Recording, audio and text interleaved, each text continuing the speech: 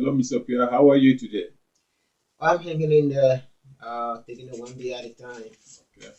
Welcome to our counseling session. And we met last week, and you came to counseling because of the death of your son. And the understanding is that you lost your 19-year-old son to suicide. What really happened? How did that Well, happen? I'm not sure it happened because nothing out of the ordinary was observed. Okay. But we still investigating. We don't know what happened, what went down, and law enforcement kind of doing their part of the job to see whether they can gather some information from out there with his friends or other people that he hung around. But for us at our end, we did not observe anything out of the ordinary, so we're not sure exactly what happened. Okay. Yeah. Yeah. I understand. Anyway, this it's so hard these days for those kind of things to happen. I mean, it's just difficult. And I just want to admonish you that you were able to take the courage to come to counseling, and it's good that you are here for to talk about it. Okay, so there will be a couple of things we'll be doing today. We'll actually be doing two sessions of the whole of the counseling session. The first session will be what we call I'll be using two counseling techniques and learning techniques.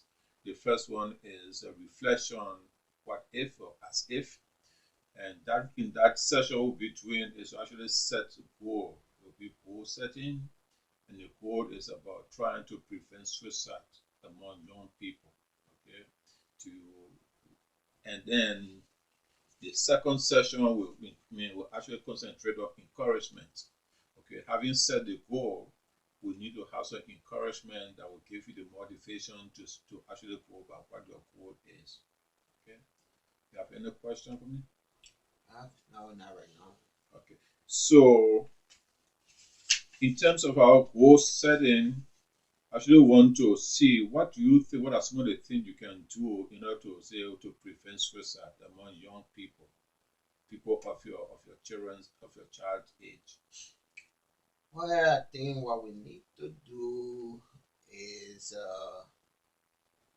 making sure that the children are connected in such a way that they will not try to bully one another. Okay. They should be conscious of their surroundings. Yeah. If anything goes wrong, they should be able to report it and not just keep it to themselves. And those will help to prevent calamities coming above and things that are not worthy of life. And people will be able to secure their lives in a way that will be very friendly, togetherness, Okay. yep, and all of that. Okay. That's good. Yeah. So that is good. Okay. And that's exactly what happened because once the kids are together, the whole play together, and they have their own network kind of thing. They discuss issues and things like that. So there's a need for to see how people can talk to the kids and see and encourage them to stay calm and stay sober. Okay. So one of the things that also good is your attendance at counseling. Okay, the counseling session. Okay, should also be an area that will help you in your drive for the whole thing. Because in the first place, you got to think about yourself first.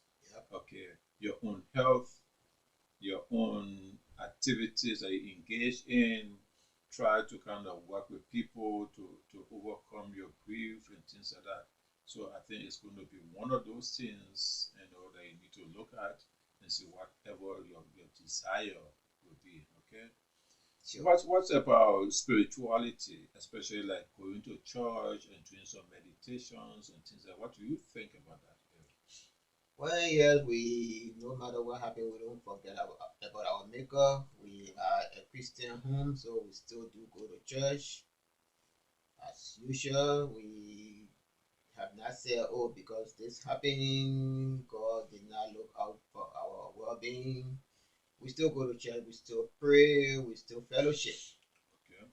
Yeah, that's another way too, because the church community is another way too, where you can find some kind of consolation way from people of your faith and people who believe in the same religion and people who actually understand your spiritual background. Okay, like going to church and fellowshipping with people in the church and being with other organizations in the church will also help you. Have you ever thought of meditation, or do you do meditation sometimes? Well, not really, but that could be of help, I believe, just to make sure that the mind concentrates well and you don't focus on the bad things that happen, but just open up your mind, make it fun, think on positive things. That could be a great help. Great help. Okay. Yeah, that's another way too, because meditation actually calms your body. It brings you in focus with the body and the spirit and soul.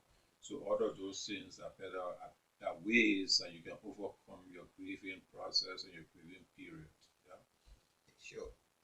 Oh, the other time we met, you talk about community outreach, trying to reach out to the community and talk to the people and talk to kids. What is your plan like in that direction? I think that would be a good thing to do because we have so many kids out there and things are going on. We don't know what's going on. We have to do the conscientization, talk to them, do community outreach, tell them about suicide prevention and all of that so that these things will not continue to happen to our children and to our families. Okay, yeah, yeah. Because the kids, like I said before, they are in the school, they are of the same age, they come from community, they come from families of similar religion, similar background, and things like that. And there's a need for also for you to reach out to them and also talk about it. Because the whole thing about it is today is you, tomorrow it could be somebody else. Sure. And that is one of the way we can prevent it so that it doesn't happen to other people. And in that case, it's good for you to actually work with other people who have experienced or who have kids like yours, but don't want them to go the same route that your kids went through. Yeah. Sure.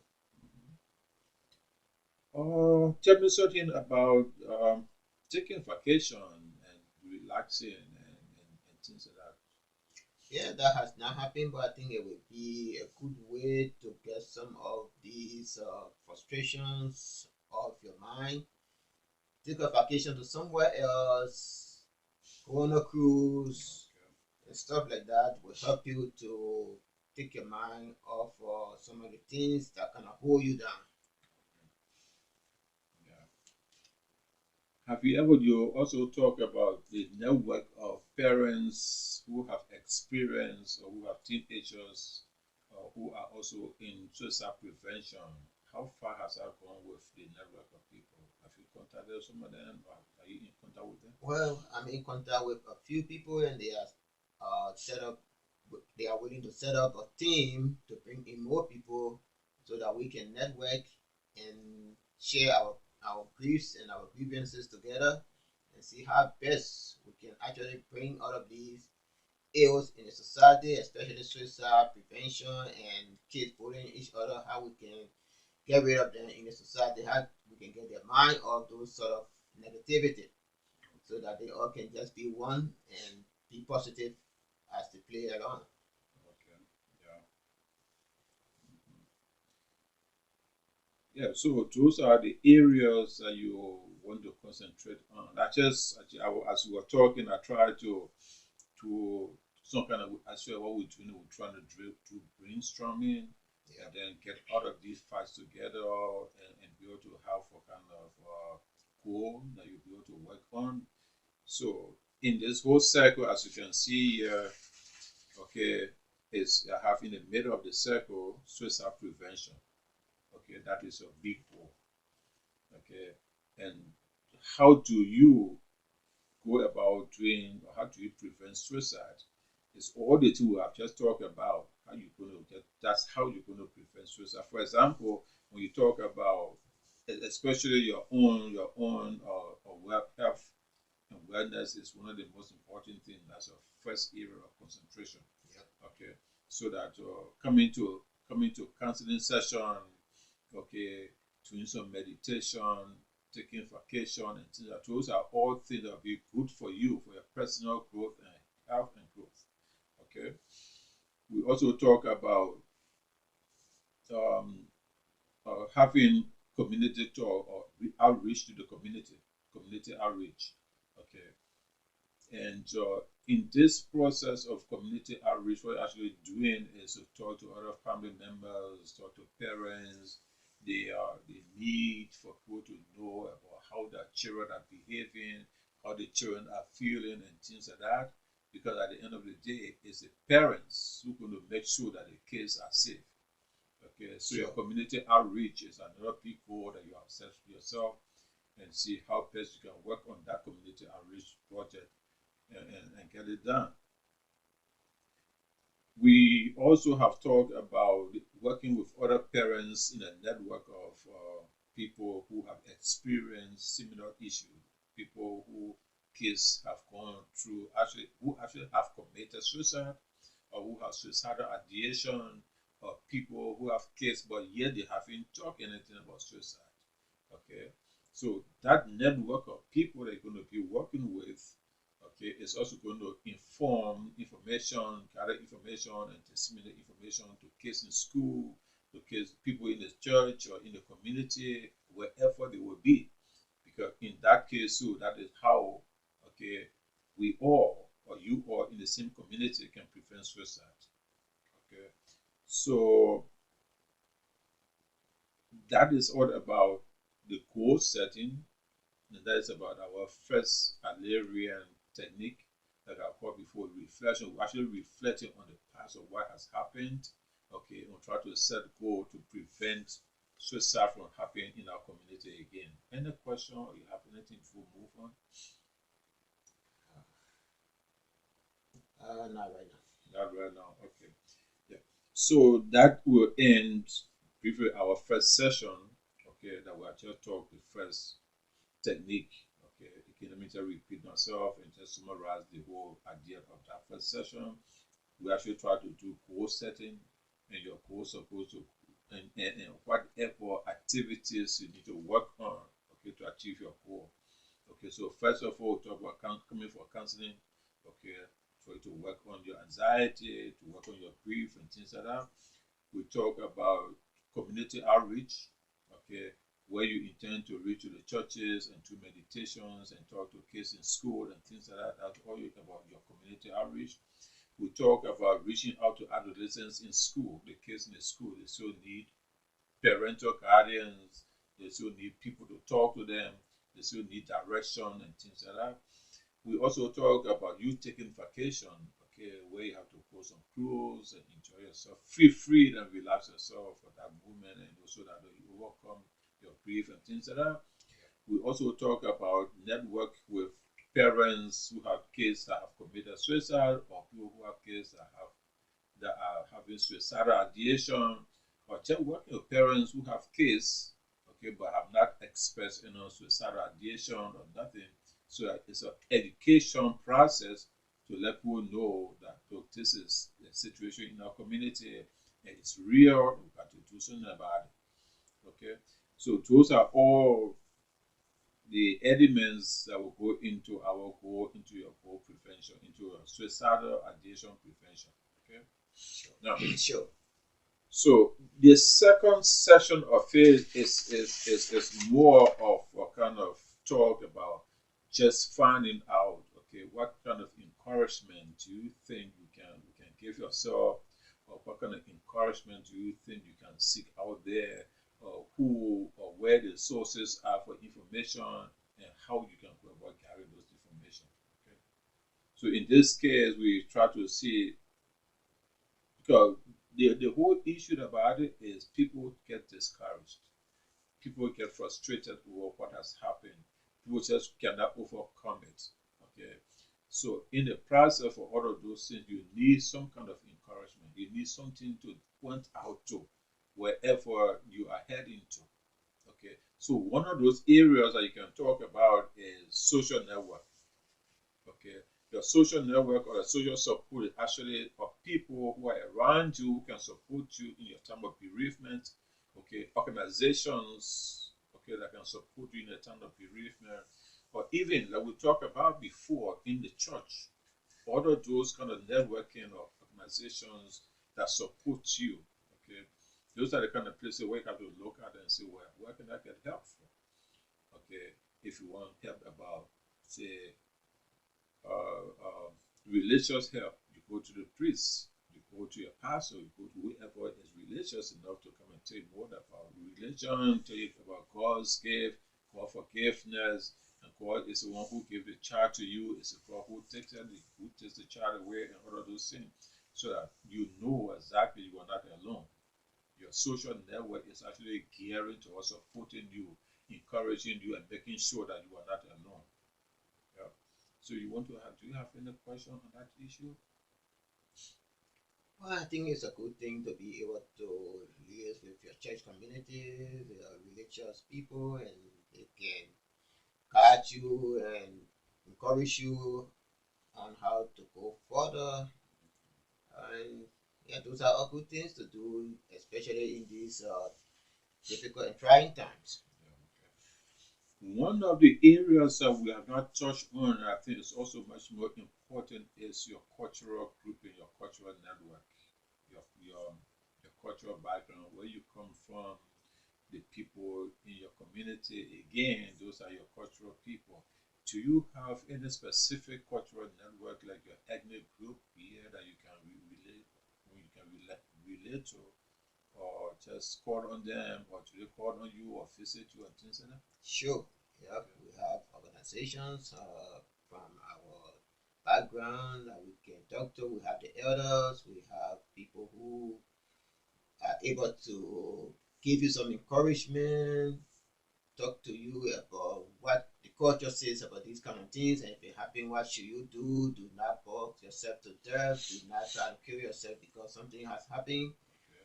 Just be of sound mind, be around your people, try to forget it, and move on with your life. Okay. Yeah. Yeah, I think that is one cool thing too about the whole cultural setting, because they know exactly what it means for somebody to commit suicide in their culture. Okay, they know what it means for those kind of things to happen. And because of that kind of cultural setting, many people actually don't understand the working dynamics of the cultural setting. So once those things happen, the people come around you, they're going to give you more education on how they have handled it before. That's another cool thing about it. Sure. Okay. Um, yeah, basically that's all about what we should be doing in this session. And then, like we already did in the suicidal prevention and the goal setting, okay, um, it's going to be your assignment for next session. At least we will pick. You can pick one of these, all the things we talk about, either going to the church, okay, or I mean, outreaching to the community, or talking to kids in school and things like that. Okay, so at least four of them, that was six items that we already talked about. Will you want to take one of them, okay, as an assignment, so you go and do it? For example, if you're going to have community outreach for next week, you got to reach to the community and tell us and come back to session next week and say, look, as per our discussion from last session, I went to the community, I did A, B, C, D, in an effort to prevent suicide among young people in the community. Yeah, probably community outreach with youth Okay. in the community or low income communities where we have most of these things happening. It would be a good thing to go into those communities and find out from families what have happened there and see if you can talk to their children and see if you all can come together and tell the children how they can go about preventing all of these ills in society from happening. Okay. Yeah. Okay. So on this issue, I think we'll end our session for this evening. And I'm glad that you are making it, taking it one at a time in your own words. I know it's not easy, but that what happens. And when it happens, we always have to get courage and then do whatever we can do. So I want to say thank you for coming to this session. I appreciate it, and I hope to see you next week. Thank you. Thank you very much. Welcome.